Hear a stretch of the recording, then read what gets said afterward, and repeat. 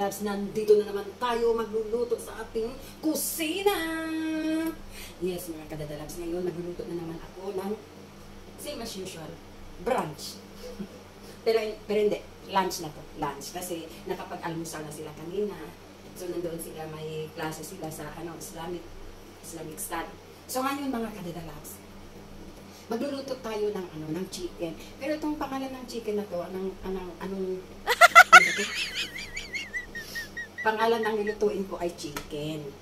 Chicken. Pero, iniisip ko, adobohin ko ba? Pero parang laging adobo. So, gawin ko chicken chop. Pero kung chicken chop mga kadadalabs, ang procedure ng chicken chop, kailangan mo pang iprito muna ang manok. Lagyan mo, i-buttered muna siya. Anong ibig pa sabihin ng buttered? Ang buttered, yung babalutin natin ng flour. Ipiprito natin with flour. So, ganun. And then, inisip ko, hindi naman tayo restaurant. So, gawin ko na lang chicken chop. Gawin ko na lang sweet and sour. Para diretso ba? Wala nang kere-kere mga panggagawin. So, pero mga kadadalabs, mayroon akong i-introduce sa inyo. Kasama ko dito. Yung naghihiwa ko ng mga gulay, hindi ko na pinakita sa inyo paghiwa ng mga gulay. Alam niyo naman, marunong kayo maghiwa. Marunong kayo maghiwa ng gulay, sibuyas, kamatis. Yun, so ang sa akin, bawang lang naman. Meron lang siyang gulay. Ano ba itong gulay na to? Nalimutan ko. Ang gulay na to. Tapos, carrots lang, tsaka sibuyas, bawang. Yun lang mga kadadalabs. At tsaka, lagyan natin ng suka at toyo and ketchup. So yun, sweet and sour. So, mayroon akong kasama dito kung naghiwa ako mga kadadalabs. Hindi tumipigil ang Tingnan niyo mga kadadalabs. So,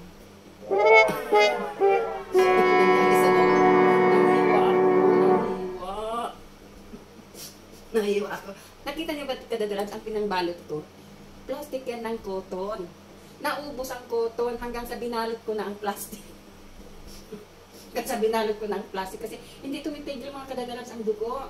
So, hindi ako makapagpatuloy ng aking pagluluto. Mabuti na lang natapos ko munang hiwain. So, nang last hiwa ko dito sa gulay. Nahiwa ko ang daliri ko. Akala ko, daliri ko ito. Akala ko gulay ito. Kasi pareho sila sa finger ko. So, ayan. Bes na itang hiwain ko, ito mahiwa ko. So, ngayon mga kadadalabs, magluluto na tayo kasi mamaya meron pa akong gagawin. Maraming naghihintay sa akin mamaya. So, umpisa lang natin sa ating pagluluto kasi maraming naghihintay sa akin ha. So, ito, buksan na natin ang madalian lang ito mga kadadalabs ha. Para ma-enjoy kayo sa pagluto-luto. So, ito ay lang ha. Pakita ko lang sa inyo kung baka gusto niyo kumain ng chicken chop. Pero, mag-order na lang daw. Pwede nang gagawin mo lang sa bahay ang chicken chop. Pero ang chicken chop mga kadadalabs, siya tawag dito. Maalat. Maraming chichiburitche. Hindi naman siya machichiburitche. Kaso lang, doble-doble ang trabaho mo, magpiprito, ibabattered mo pa ang chicken, and then saka mo ihahalo sa Sandali lang naman yun, pero tinatamad na mga kadadalabs mag-buttered sa kanya. Alisin ko muna ang tubig, ha?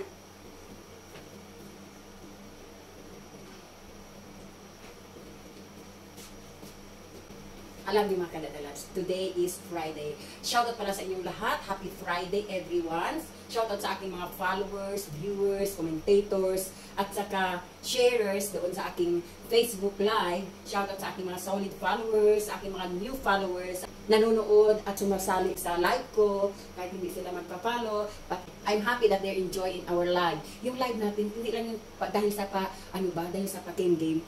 Importante doon yung natin, mental health. Yung mental health natin na-relieve ang natin ng pagod, stress, may mga emotion tayo. So, marang maalis pagpunta natin sa live.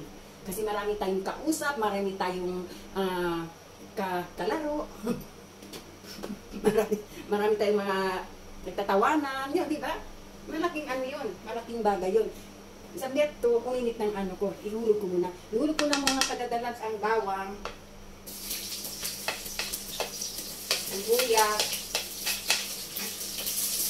at ihulog ko na rin ang gulay. Ihulog ko na lahat. Para madali. Para bisanan naman. Yan, so, parang mix yan. Gulay. So, lagyan na natin ang ating chicken.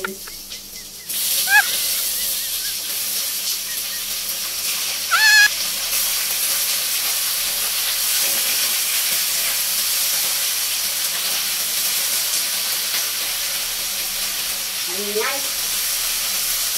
Padagalit, mainit.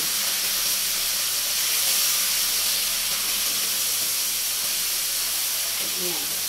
Pinahalo-halo ko lang. And then, lagyan na natin ng suka. Kasi ito ay sweet and sour. So, sour kasi may suka.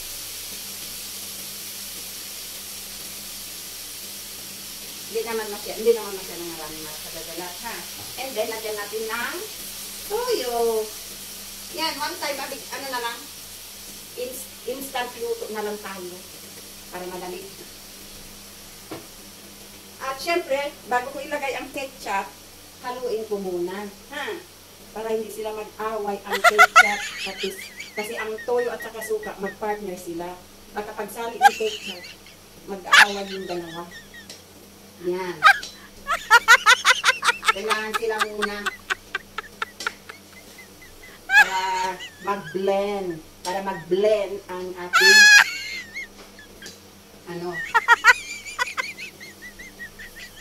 pakita ko sa inyo, habuhatin ko. Sige ko madala ang camera. Yan. Tingnan nyo. Na, ganyan. Yan. Pasensya na kayo mga kadadala. Ang hirap ko dahil na lang ang camera. So, ayun, kasi na-blend na siya lahat, nahalo na. Ilagay na natin ang ating ketchup. Nagtago ko kasi hindi sponsor. Yan. Yan. Yan natin yung ketchup.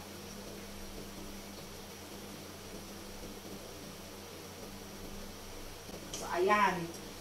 Haluin na natin mga kadadalas. Ang niluto natin ngayon ay sweet and sour. Sweet and sour chicken. Yan. Sa pagluto nito mga kadadalas, may kanya-kanya naman tayong recipe. May kanya-kanyang sistema ng pagluto. Ako, yung madalian na yung pagluto ko. Kasi hindi ako makatagal dito. Lalo na ngayon today mga kadadalas, meron tayong parakong today. Pero, nilagay ko, after prayer of Ashar, kailangan magdasal muna tayo lahat. Yan, hindi natin na-miss ang prayer. So, ayan mga kadadalat, haluin muna natin. So, pwede na ninyong lagyan ng seasoning kung ano man ang gusto niyo ilagay. Gusto niyo maglagay ng aji, gusto niyo maglagay ng mga magic sarap, or ano na, it depends on your taste. Pero ako gusto ko lagyan dahil siya ay sweet and sour, ang maganda ilagay natin ay brown sugar. Lagyan natin ng brown sugar. So, takpan muna natin mga kadadalas na. So, and then, ito na. So, halo-halo. Tingnan yung mga kadadalas, lumalapot na siya. Pakita ko sa inyo, ha. Ayan siya mga kadadalas. Oh, tingnan nyo. Malapot na ito. Ano niya, mausok naman. Ayan, dito tayo. So, ayan mga kadadalabs, ang ating sweet and sour. So, haluin muna natin. Tingnan nyo. Hindi ko pa nailagay ang brown sugar. Lagyan natin ang brown sugar. Kasi pina-simmer pa natin kanina. Tingnan nyo mga kadadalabs. Oh. Ayan. So, ilagay na natin mga kadadalabs ang brown sugar. Ayan, oh. Ayan, 2 tablespoon or gano'n. Kasi ay sweet and sour siya.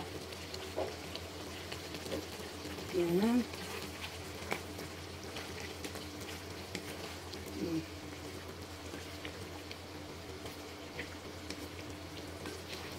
So, ilagay ko na kayo doon para ako'y makapagluto ng maayos. So, ayan, haluin ko naman ng maayos mga kadadalagsan. So, nakita na ninyo. So, haluin ko na. Nilagay ko na yung brown sugar. Haluin ko na. Yan, ganito tayo magluto ng sweet and sour mga kadadalags. Pero yung iba, meron naman at saka meron pa rin itong kulang. Actually, anyway, kami lang naman ang kakain ba? Pang-ulam lang. Hanggang dinner na ito mga kadadalags. Ang niluto kong for lunch, hanggang dinner na kasi marami na. Sana na, para hindi na magluto-luto mga yan. So, ayan mga kadadalags, oh. Pwede rin ninyo lagyan ng bell pepper, pero pag maglagay kayo ng bell pepper, kailangan yung luto na siya. para hindi malusaw. Maganda, masarap kasi yung pag crispy-crispy pa ang bell pepper natin.